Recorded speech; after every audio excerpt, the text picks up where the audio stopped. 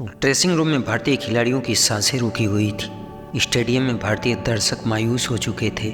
लंका के खिलाड़ी और लंका के लोग जश्न में डूब चुके थे।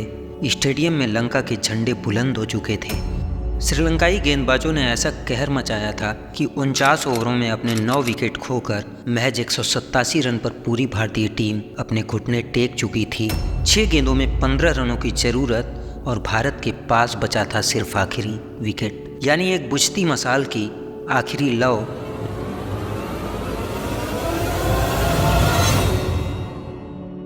लेकिन उसी आखिरी लौ से आज होना था लंका दहन।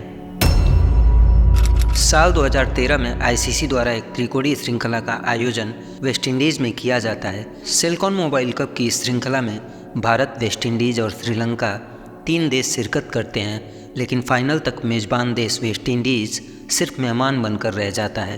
भारत और श्रीलंका सिलिकॉन मोबाइल कप की इस श्रृंखला के फाइनल में पहुंच चुके थे, लेकिन फाइनल में पहुंचने के बाद भी भारत को अपने कप्तान की कमी खल रही थी, क्योंकि श्रृंखला के पहले ही मैच में मांसपेशियों में खिंचाव और दर्द के कारण बाकी के मैचों के लिए टीम मैनेजमेंट द्वारा धोनी को आराम करने के लिए बैठा दिया जाता है। टीम इंडिया फाइनल में पहुंच तो गई थी, लेकिन उसका कप्तान अब उसके साथ नहीं था और एक कमी इतनी बड़ी थी जिसे कोई पूरा भी नहीं कर सकता था। माही की कमी सिर्फ माही ही पूरा कर सकता है, क्योंकि सितारों को कभी हमने चांद की जगह लेते हुए नहीं देखा है। हमने किसी दरिया को भी तो कभी समंदर बनते हुए नहीं देखा है। इसी कमी के कारण लंका का उत्साह अपने शिखर पर था और उनका ये उत्साह जायज़ भी था। लेकिन अंतिम घड़ी में लंका की इस खुशी का अंत हो जाता है, क्योंकि टीम इंडिया का वह कप्तान इस फाइनल मैच में अपनी टीम को अकेला नहीं छोड़ना चाहता था। दर्द के बावजूद भी वह टीम इंडिया को किसी भी प्रकार के दर्द में नहीं देखना चाहता था। अपनी टीम के लिए उस कप्तान ने टीम मैनेजमेंट की बातों की अनदेखी कर दी। इस फाइनल युद्ध के लिए भारत का वह कप्तान अब भारत के लिए भारत की टीम के साथ खड़ा था। माही की अचानक एंट्री लंका के लिए आउट ऑफ सिलेबस थी। माही को देखकर लंका का जोश और फोर्स अब लेवल पर आ चुका था।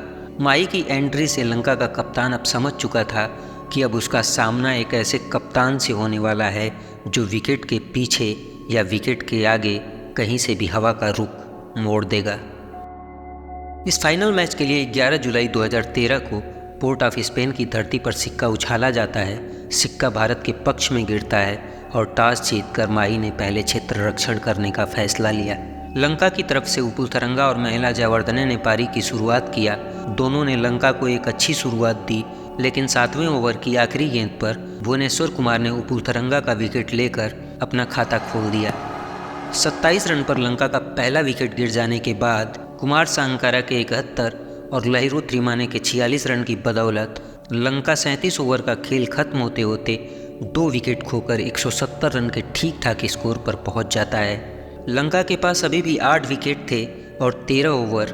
क्रिकेट की दुनिया में एक कयास लगाया जाता है कि अपने बचे हुए 13 ओवर में लंका 90 से 100 रन और जोड़कर भारत को 260 से 270 का टारगेट देगा और उसके बाद लंका या फाइनल मैच आसानी से जीत लेगा।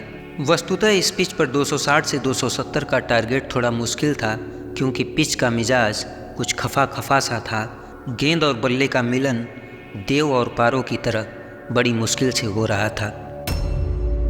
खैर, बचे हुए 13 ओवर में जड्डू का जादू चला और जड्डू ने 4 विकेट लेकर 49 ओवर खत्म होते होते पूरी लंका को 201 रनों पर समेट दिया। महज 31 रन के अंदर लंका के 8 विकेट धराशायी हो चुके थे। भुवनेश्वर, ईशांत और अश्विन को 2-2 विकेट मिले और जडेजा ने 4 की लंका लगाई। अब यह फाइनल मैच जीतने के लिए भारत को 50 ओवर में 202 रन की जरूरत थी। 202 रनों के लक्ष्य को भेदने के लिए रोहित शर्मा और शिखर धवन भारत की पारी का प्रारंभ करते हैं, लेकिन 9वें ओवर में इरंगा की चौथी गेंद को धवन समझ नहीं पाते हैं और विकेट के पीछे संकारा को कैच दे बैठते हैं। टोटल 23 रन के स्कोर पर धवन सिर्फ 16 रन बनाकर आउट हो चुके थे। इसके बाद रोहित का साथ देने कोहली आते हैं, लेकिन कोहली अपना विराट स्वरूप धारण करते इससे पहले ही इरंगा ने अपने अगले ही ओवर में संकारा के हाथों कोहली की पारी को समाप्त करवा दिया। इरंगा ने अपने लगातार 2 ओवरों में 2 विकेट लेकर भारतीय दर्शकों के जोश और उत्साह को ठंडा कर दिया था। 11 ओवर की समाप्ति तक मैच 27 रन जुटाने में भारत अपने शिखर और विराट को खो चुका था। अब रोहित का साथ देने डीके आ चुके थे।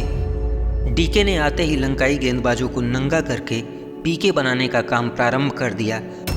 रोहित और डीके के बीच 50 रन की साझेदारी हो चुकी थी, लेकिन 23वें ओवर में रंगना हेरात की आखिरी गेंद पर एक बाउंड्री के प्रयास में डीके जयवर्धने को अपना कैच दे बैठते हैं। डीके ने 23 रनों का योगदान दिया और 23 ओवर की समाप्ति तक 3 विकेट खोकर भारत का टोटल 77 तक पहुंच चुका था। रोहित का साथ देने अब रैना आ चुके थे। दोनों के बीच 62 रन की साझेदारी हो चुकी थी। टीम का स्कोर 31 ओवर की समाप्ति तक 139 रन हो चुका था कि 32वां ओवर लेकर आए रंगना हेरात ने रोहित को क्लीन बोल्ड करके भारत को फिर से संकट में डाल दिया। 139 रन पर भारत के 4 विकेट गिर चुके थे। रोहित ने 58 रन का विशेष योगदान दिया। भारत को जीत के लिए अभी भी 63 रनों की जरूरत थी। भारत के टॉप ऑर्डर को ध्वस्त करने के बाद लंकाई गेंदबाज जोश में आ चुके थे और इसका सबसे बड़ा कारण था यह पिच आज बल्लेबाजों की दुश्मन बनी हुई थी। लेकिन यह कहानी अभी अधूरी है। माही अब अपना हेलीकॉप्टर लेकर लंकाइयों के बीच लैंड कर चुका था।